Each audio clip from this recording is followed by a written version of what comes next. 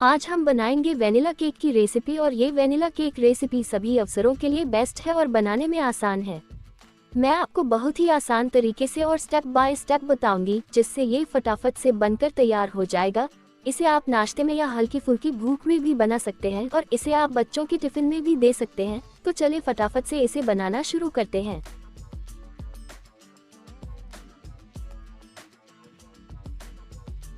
अस्सलामुअलैकुम, welcome to our channel. मैदा cake बनाने के लिए जो बेसिकली चीज हमें चाहिए है मैदा, बारीक पीसी हुई चीनी, तेल, अरारोट पाउडर, दूध, eggs, baking powder, baking soda, vanilla essence. Oven को 200 डिग्री फ़ारेनहाइट में या 175 डिग्री सेल्सियस पर पहले से गर्म कर लें। चौकोर या गोल साइज केक पैन को चिकना करके आटा लगा लें या मेरी तरह से सिल्वर पेपर बाउल में थोड़ा सा तेल डालकर चिकना कर लें और ऊपर से थोड़ी सी सूखी मैदा छिड़क दें। केक बनाने के लिए सबसे पहले एक बाउल में मैदा, बेकिंग पाउडर और बेकिंग सोडा को एक साथ छान लें।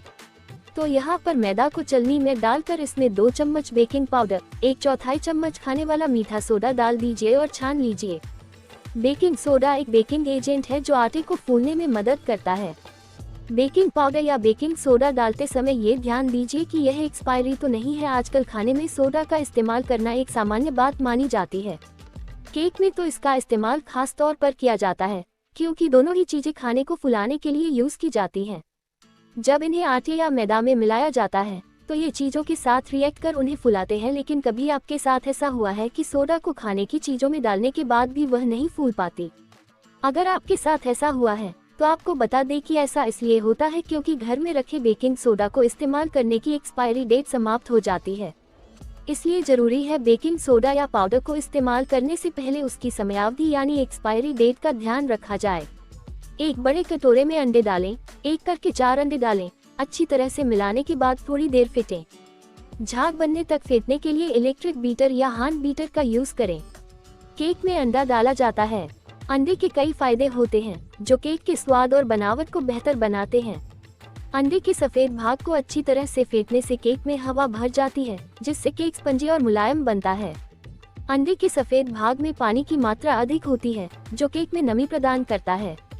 अगर आपके पास अंडे नहीं हैं तो आप केक बनाने के लिए अंडे की जगह अन्य सामग्री का उपयोग कर सकते हैं, जैसे कि दही, सोयाबीन प्रोटीन, पनीर या नारियल दूध। हालांकि अंडे की जगह अन्य सामग्री का यूज करने से केक का टेस्ट और बनावट थोड़ा बदल सकती है। तो यहाँ पर एग्स को हमने फेंट लिया है। अब इसमें हम 120 ग्राम यानी 1 कप पिसी हुई चीनी ऐड करेंगे और हल्का और फूलने तक फेंटते रहें। पिसी हुई चीनी आप बड़ी ही आसानी से अपने घर पर यूज होने वाली नॉर्मल चीनी को मिक्सर ग्राइंडर में पीस कर बना सकते हैं। अब इस रेसिपी का सबसे इम्पोर्टेंट पार्ट, इस बैटर को एक ही तरफ को फेंटना है। मान लीजिए अगर आप क्लॉकवाइज फेंट रहे हैं तो आप क्लॉकवाइज ही फेंटे और अगर आप एंटी क्लॉकवाइज फेंट रहे हैं तो आप एंटी क्लॉकवाइज ही फेंटे, डायरेक्शन चेंज ना करें। इसके बाद इसमें 120 ग्राम यानी 1 कप तेल ऐड कर दीजिए। आप ऐसे ऑयल का यूज करें जिसकी कोई स्मेल, महक ना हो। इसमें आप मूंगफली का तेल, नारियल तेल आदि का इस्तेमाल बिल्कुल भी ना करें क्योंकि इनमें बहुत अधिक तेज महक होती है। अंडे को चीनी के साथ झागदार और पीला होने तक फेंटा जाता है। ये फेंटे हुए अंडे केक को फुला हुआ और स्पंजी बनाने में काफी हद तक किरदार अदा करता है। चीनी पूरी तरह से अंडे में घुल जानी चाहिए। तो आप देख सकते हैं चीनी एग्स के साथ पूरी तरह घुल गई है, मिल गई है और हमने इसे पूरे 10 मिनट तक फेंटा है। अब इसमें वेनिला अर्क डालें और धीरे से मिलाएं। अंडे की गंध को छिपाने और केक के स्वाद को टेस्टी बनाने के लिए वेनिला एसेंस बहुत जरूरी है। फिर इसमें 4 टीस्पून अरारोट पाउडर डालें। अरारोट पाउडर एक प्रकार का स्टार्च है जिसका यूज कॉर्नफ्लोर के स्थान पर किया जा सकता है। इसका यूज अक्सर बेकिंग में किया जाता है, केक को अधिक स्वादिष्ट बनाता है। सरल शब्दों में, अरारोट पाउडर केक के लिए एक तरह का गोंद है। ये केक को एक साथ बांधकर उसे टूटने से बचाता है और केक को हल्का, फूला हुआ और स्वादिष्ट बनाने में मदद करता है। और उसके बाद इसमें मैदा थोड़ा थोड़ा करके डालें। यहाँ पर हमारे पास 240 ग्राम यानी 2 कप मैदा है। धीरे धीरे इसे अंडे के मिक्सचर में मिलाएं। अगर जरूरी हो तो थोड़ा दूध डालें और तब तक मिलाएं जब तक बैटर फूला हुआ और नरम न हो जाए। यहाँ पर मैंने आधा कप दूध लिया है। यदि आपको लगता है कि आपके केक की कंसिस्टेंसी ठीक है और यह डिब्बा बंद गाढ़े दूध की तरह गिरता है तो आप पूरा दूध नहीं डाल सकते हैं। अगर आप पाएं कि बैटर गाढ़ा हो गया है तो आप इसमें थोड़ा दूध डालकर बैटर को मीडियम कंसिस्टेंसी में ले आए, जिससे कि ना तो ये बहुत गाढ़ा हो ना बहुत पतला। दूध डालते समय बैटर को साथ साथ चलाते रहें जिससे कि बैटर में लम्स ना बने।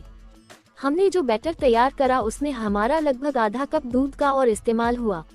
यहाँ पर मैंने मेजरिंग कप का इस्तेमाल किया है, पर आप किसी भी कटोरी या बाउल का इस्तेमाल करके इन सभी चीजों को नाप सकते हैं। अब बैटर को केक टिन में डालें जिसे हमने ऑयल से ग्रीस करके और बटर पेपर लगाकर पहले ही तैयार कर लिया।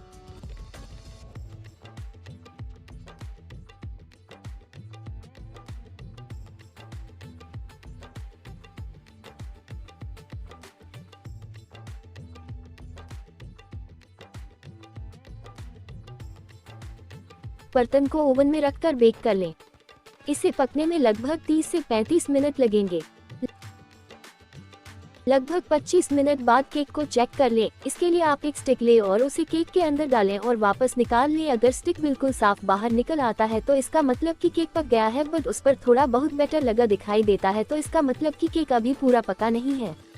अगर केक अभी तक पका ना हो तो इसे 10 मिनट तक और पका लें और इसे दोबारा चेक करें।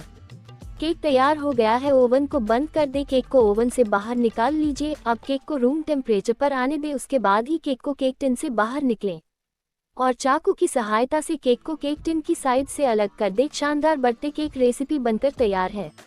अपनी पसंद के आकार में काट कर केक का मजा लें। केक को कमरे के तापमान पर आने के बाद केक टिन से निकाल लें क्योंकि यह गर्म होने पर काफी नरम होता है। उम्मीद है कि आप सभी को माय शिमसुन की केक रेसिपी पसंद आई होगी, तो आप इसे फ्रेंड्स और फैमिली के साथ जरूर शेयर कीजिए। यदि आपको वीडियो पसंद आया तो आप वीडियो शुरू होने के बाद तुरंत लाइक बटन दबा दें। वीडियो खत्म होने के बाद सोशल मीडिया पर शेयर बटन दबाएं। वीडियो के बारे में अपनी राय या प्रतिक्रिया लिखें। ये वीडियो को और लोगों तक पहुंचने में मदद करेगा। फ्रॉस्टिंग से पहले केक को पूरी तरह से ठंडा होने दें। आप एक फिटनेस फ्रीक है? यदि हाँ, तो ये केक आपके लिए एकदम सही विकल्प है। कम कैलोरी के साथ इस केक का मजा सच में कैलोरी की वरी किए बिना लिया जा सकता है। चाय के समय की पार्टी के लिए यह एक बेस्ट मिठाई है। तैयार हो जाए और घर पर आसानी से बनने वाला ये केक तैयार कीजिए। कम से कम सामग्री के साथ तैयार किया गया ये केक अपनी फैमिली के साथ मिलकर एंजॉय कीजिए। उम्मीद है कि आप घर पर इन केक रेसिपी को बनाने का लुत्फ लेंगे और अपने प्यारों को उनके शानदार टेस्ट से सरप्राइज करेंगे। इसी के साथ अलविदा, अल्लाह हाफिज।